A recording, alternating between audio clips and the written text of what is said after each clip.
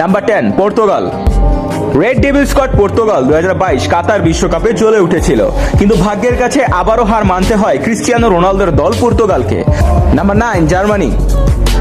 একসময়ের সবচেয়ে শক্তিশালী ও পাওয়ারফুল দল ছিল জার্মানি, কারণ 2014 ওয়ার্ল্ড কাপে ব্রাজিলের মাটিতে ব্রাজিল ও বর্তমান বিশ্ব চ্যাম্পিয়ন আর্জেন্টিনার। নাম্বার 7 মোরক্কো।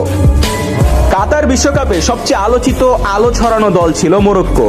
তারা দেখিয়েছিল বিশ্বকে কিভাবে ফুটবল খেলতে হয়। Number 6 Mexico.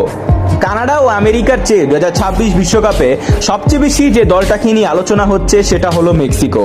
তারা বরাবরের মতোই বিশ্বকাপ খেলে আসছে, যারা 18 সালে ইতিহাসে প্রথম ও সবচেয়ে আলোচিত দল, যারা বড় বড় দলকে টপকে ফ্রান্সের সাথে ফাইনাল খেলে রানার্স আপ হয়েছিল, সেই দল হলো ক্রোয়েশিয়া।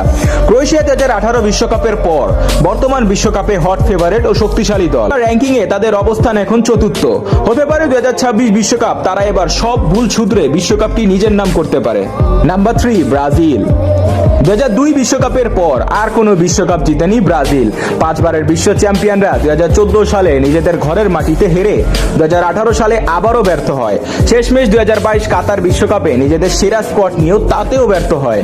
এত তারকা আর ভুরি ভুরি খেলোয়াড় নিয়েও এখন ব্রাজিল ফুটবল উলটপালট।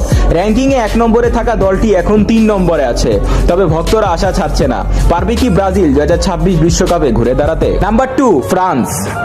বর্তমান বিশ্বের সেরা শক্তিশালী দলের কথা যদি বলা হয় তাতে ফ্রান্সের নাম থাকবে না তা হয় না। Number 1 Argentina.